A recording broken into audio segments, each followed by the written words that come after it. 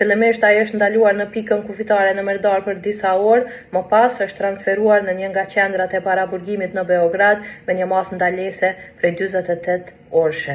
I është ngritur një akt akuzë për krime lufte të Kosovës të vitit 1999 me një masë paraburgimi prej 30 ditësh. Ne e kemi vizituar disa herë personalisht, sepse komunikimi me telefon nuk i është mundësuar.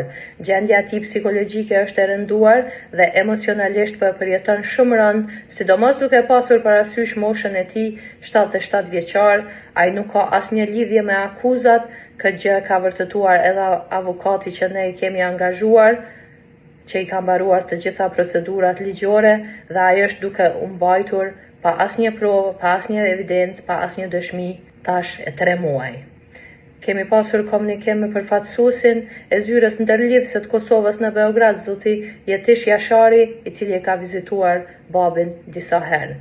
Thirrja jonë është shumë e qartë, kërkojmë që institucionet e Kosovës të bëjnë gjithçka të mundur për lirimin sa më të shpejtë të babait tonë.